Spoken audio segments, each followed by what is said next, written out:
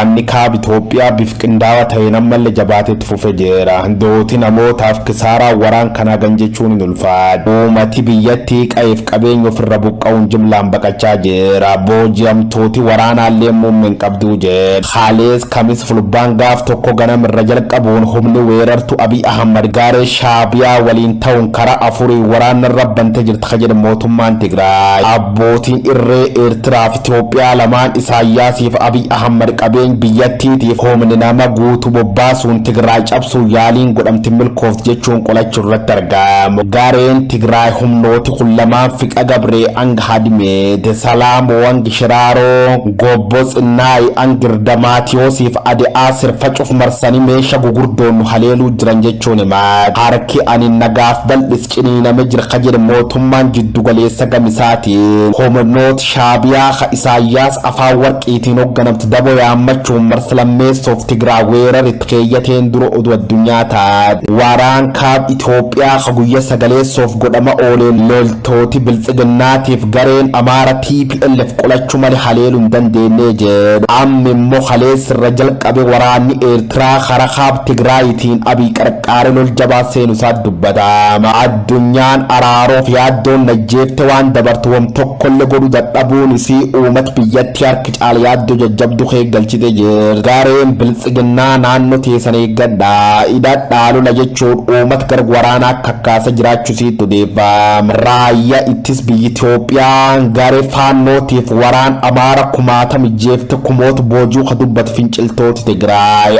Ajajootaaf miseensota waraan Itoophiyaa ka boojiin jettuun televizyiiniin agarsiisu irratti argama. Haal nageen yeroo ilaalchisuun bulchiisota magaal naannoo Amaara hedduu keessatti guri sochii labsamu gabaasne ture. Bulchiisota magaal Oromiyaa tokko tokko keessallee wanni kun jalqabamuutti odeeffama. Har irra jalqabe bulchiisi magaal Sabbataallee labsi uggur yeroo kaayee jedha. Haleellaa hagayya 29 bara 2022 jiraattota naamuruu magaalaa Agamsaa irratti raawwatame hordofuun qonnaan bultooti Oromoo fi daldaltooti magaalaa Agamsaa fi naannoo ishee miseensota maatii isaanii waliin baqaaf saaxilamanii jiru. Haleellaa kanaan abbootiin warraa 10,000tti tilmaamaman qe'ee fi qabeenya isaanii irraa buqqaafamuutu ibsame. Walumaa galatti namoonni 70,000tti tilmaamaman gandoota baadiyyaa Agamsa marsanii jiranii fi magaalaa Agamsaa irraa buqqa'uun magaalaa Oborraatti baqatanii jiraachuu ragaan iccitii hojjetaa hawaasummaa aanaa mururraa arganne ni mul'isa. Bulchiinsi aanaa muruu fi godina Horroo Guduruu Wallaggaa akkasumas mootummaan naannoo Oromiyaa dhimmi kun akka dhaga'amu waan hin barbaanneef buqqaatotaaf bakka mijataa osoo hin kennin gara qe'ee isaaniitti akka deebi'aniif dhiibbaa taasisaa jira jedhu namoonni buqqaafamtoota gidduutii dubbifne. Buqqaafamtoonni kumaatamaan lakkaa'aman manneen amantaa fi mana barumsaa keessa akkasumas maayii baasii aanaa muruu keessa qubatanii jiraachuu kaiman maddeen qaamolee hawaasaan alatti dhaabbileen miti mootummaa fi miidiyaaleen kamuu akka seenanii isaan hin dubbisneef poolisiitu ramadamee eegaa jira jedhu. Mootummaan gama isaatiin nyaatas ta'ee uffata akkasumas wantoota barbaachisan kamuu buqqaatota kanaaf qaqqabsiisaa akka hin jirre kan ibsan maddeen afooshaalee fi dhaabbileen amantaa adda addaa birmannaa taasisaa akka jiran ibsanii jiru. Egaa haalli amma sana jiru daran baay'ee nama yaaddeessaa akka nama dhalataa Oromoo tokko baay'ee gaddeera. Baay'ees boo'eera. Baay'ee nama yaaddeessaa. Daa'imni dhumaa jirti. Hospitaala mana keessatti kun mana yaalaa hojjetamaa jiru. Hospitaala reefuu jalqabamee jiru qorra keessa kan isaan bulanii. Diida daandii konkolaataa kan isaan bulanii. Mana amantaa mooraa keessa kan isaan bulanii. Baay'ee nama yaaddeessa. Baay'ee nama dhibbisa. Baay'ee nama qaabessa. Haalli jiru baay'ee ulfaataadha. Siyaasa tusiisuu fi baay'ee na gaddisiisa. Haala nama keessa argee guyyaa barreessaa keessa oolee baay'een gaddi garmalee baay'ee nama gaddisiisaa jiru. Madoowwan rasaasaa fi haleellaa finxaaleeyyii irraa hafanii buufata fayyaa aanaa Amuruu keessa jiran lakkoofsaan nama 46 ta'uu kaiman maddeen keenya haga ammaatti sababa wallaansa dhabuutiin madoowwan 3 lubbuun darbuu OMN itti himanii jiru.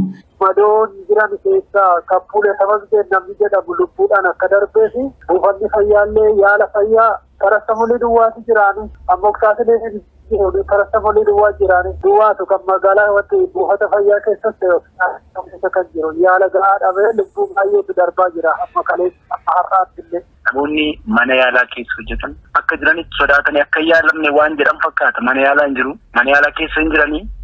Kaan mana firaa jira. Inni gargaarsa qabu inni karaa firaa akkatti namoonni deemanii nama kadhatanii dhuunfaadhaan baala makkanniisaa Dwadda jalatti waddi maddee jirutti namni yaadamaatti jira namni gargaarsa kan hin argatu kanaatti malee manni yaalaa homaatu gargaarsa kennaaf hin jiru baqatanii namoonni jiranii waan doorsifamaniif. Kaleessaa fi har'a madoowwan wal'aansa gahaa dhabanii buufata fayyaa keessatti lubbuun darban jiraachuu kan himan maddeen OMN obbo Kabbuulee Tamasgeen namni jedhaman dabareen wal'aanamuu waan isaan qaqqabuu dadhabeef utuu fayyuuf carraa qabanuu lubbuun darbanii jechuun namni oborraarraa OMN dubbisee jira. Buqqaafamtoonni kunneen bakka buufatanii jiranitti rakkoo caaluuf saaxilamaa jiraachuu isaanii himamee maatiiwwan hedduun bakka qubatanii jiranitti gadda namoota isaan jalaa wareegamee taa'aa jiraachuu ibsuun haa ta'u malee kaabinoonni mootummaa bakkicha dhaquudhaan jechoota qorqalbii isaanii miidhan dubbachaa jiraachuu maddeen OMN garasirraa dubbisee himanii jiru. Dhudhuma walqabatuun humnoonni finxaalayyaa Amaaraa fi gareen shororkeessitoota faannoo magaalaa Oborraa qabachuuf yaalii taasisaa jiraachuu jiraattonni himanii jiru. Adeemsi humnoonni kun magaalaa teessoo bulchiinsa aanaa Amuruu taate Oborraa qabachuuf taasisaa jiran akka isaan yaaddeesse kan himan jiraattonni magaalattii. Haleellaa guyyoota 3 dura magaalaa Gamsaa irratti raawwatameen alatti kaleessa galgalas qarqara magaalaa Oborraa bakka addaa Soomman jedhamutti haleellaan raawwatamuu ibsanii jiru. Haleellaa kaleessa raawwatame kanaan maanguddoo obbo Birruu Gobshoo jedhaman dabalatee lubbuun namoota 2 darbuu fi namoonni madaa'an jiraachuus ibsanii jiru. Bakki humnoonni kun haleellaa itti raawwatan magaalaa Oborraarraa fageenya kiiloomeetira 1 hin caalle irratti kan argamtu ta'uu himuun sochiin humnoota finxaalayyaa Amaaraatiin naannichatti taasifamaa jiru yaaddessaadha jedhu. Haalli biyya keenya irra jirtu haala aanaan Amuruu baay'ee keessa jirtu baay'ee nama yaaddessaadha. Guyyaa guyyaadhaan namni dhumaa jira. Amma guyyaa kaleessa magaalaa Oborraarraatti kiiloomeetirii 1 finxaalayyaa Amaaraatiin namni 2 rukkutamee du'eera. Lubbuun isaa darbeera. Kiiloomeetirii 1 bakka hin guunne irratti. Maqaan isaaniis immoo obbo Birruu Gobshoo jedhama inni tokko immoo uummata kanatti beelaan buqqaanii Harargeerraa dhufanii bakka ganda cidhatti jedhamurra buufatanii warra turan achiis immoo finxaalayyaa Amaaraa buqqaanii magaalaa keessa jiran waan itti nyaatan waan itti bisheeffatan qoraan barbaachaaf kiiloomeetirii 1 bakka hin guunne magaalaa keessaa ba'anii akkanatti lamaan isaanii wareegamanii jiran. Haalli nu bira jiru baay'ee nama yaaddeessaa baay'ee nama qaanfachiisa baay'ees nama tulfaata baay'ee. Bakki ta'een kun itti bakka addaa Soomman jedhama. Kiiloomeetirii 1 guutu bulchiinsa aanaarraatti kiiloomeetirii 1 naannoo meetira 950 akkana ta'a. Laga bishaan goyi gidduu jira bishaan itti ceelaan kanuma bakka sana Soomman sanatti ba'ama.